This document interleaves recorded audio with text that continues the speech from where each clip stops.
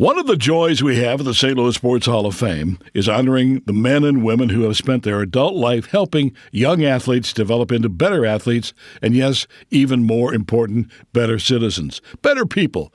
Tonight we honor another coach who has spent his life doing just that, Larry Walls. Larry, or Lawrence if you wish, graduated from Sumner High School. He played football at Sumner.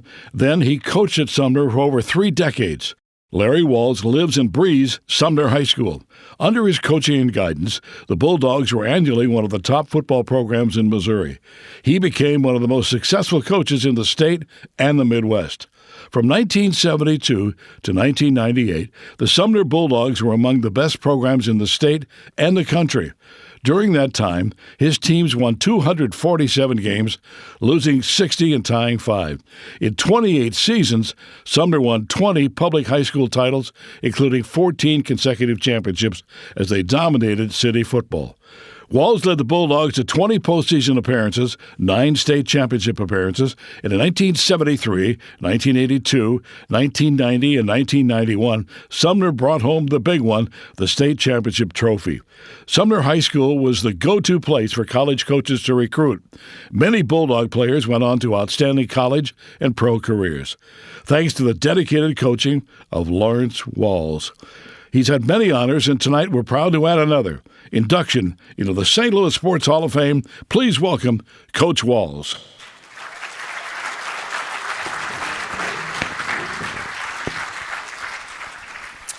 Good evening, Coach Walls. First, congratulations. Thank you very much, Earl. First, I want to say there's so many great football programs in the two-state area. When you think of mid-Missouri, you think of Jefferson City and the great Pete Atkins. In Kansas City, you think of Rockhurst and Tony Severino, who's retiring this year. On the east side, you think of East St. Louis and the great Bob Shannon. But when you think of St. Louis, you think of the Sumner Bulldogs and that great dynasty led by the man sitting here to my right. And not only were you a great coach at Sumner, but you're a graduate of Sumner High School as well. What was it like, the feeling to be able to build a dynasty at a school that you attended and loved so much? Well, you know, Sumner is the oldest black high school west of the Mississippi. We have a lot of great people who graduated from Sumner. I won't start to name them because it'll take a long time. But just going back to my alma mater was a great feeling, you know. And when I played there, we were perennial losers. And I had made myself a promise that if I went back and got an opportunity to coach, that Coach Perry and I would turn that program around. Of course, when you were attending there in the 50s and into the 60s, Sumner had great basketball program. Of course, Jim Price and John Algie. What did you learn from them, and then what were some of the things you had to put in place to make Sumner a great football program, much like the basketball was in the 50s and 60s? Well, we had to make, you know, the kids believe that they could be winners.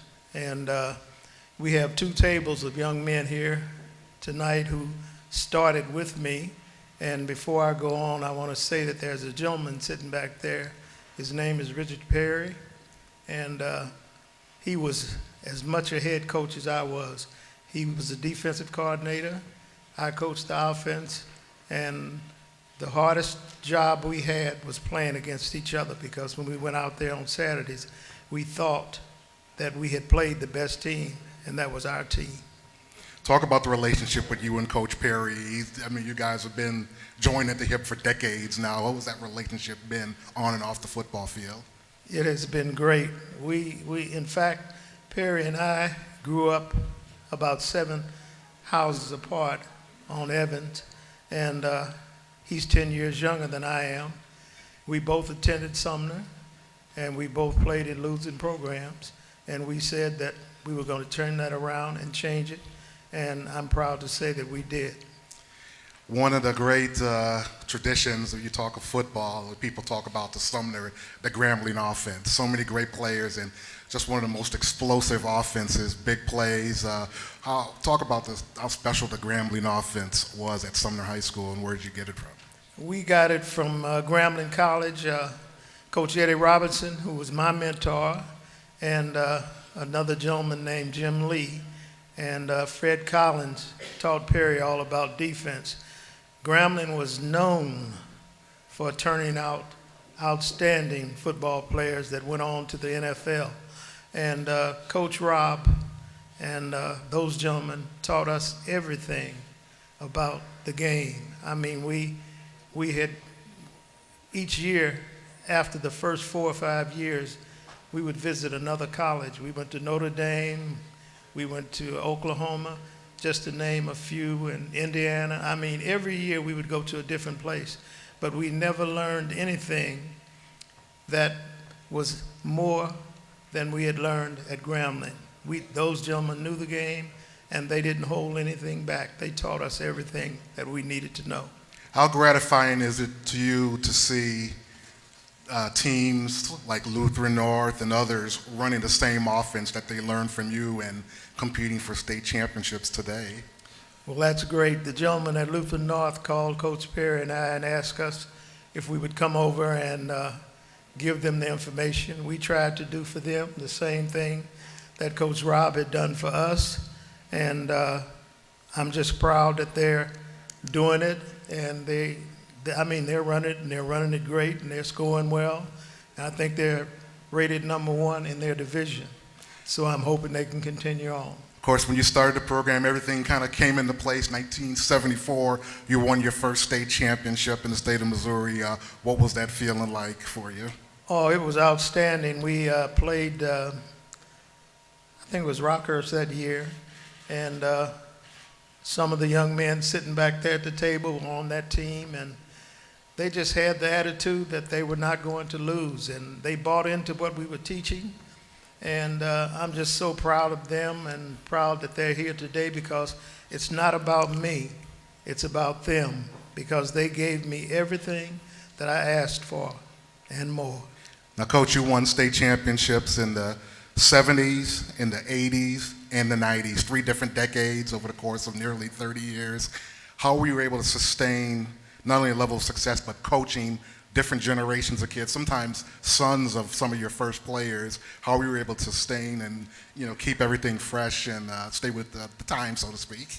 I think the young men who left and the ones that were coming in, the ones that were leaving would always tell the ones coming in what to expect. And they knew if they were going to be a part of our program, they had to react in a certain way. They had to be willing to make the sacrifices. And I think that was the difference, because each generation told the next generation what our program was about. Of course, we also talked and honored a couple of other coaching icons here today, Coach Vitella and Coach Villa, and they were asked the same thing.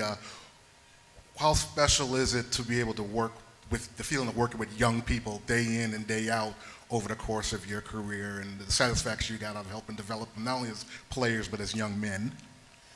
The greatest thing, I think, was to see how many of these young men have achieved. They are successful in life, and they have the same type of attitude going on that they had when they were playing. And they're just outstanding young men.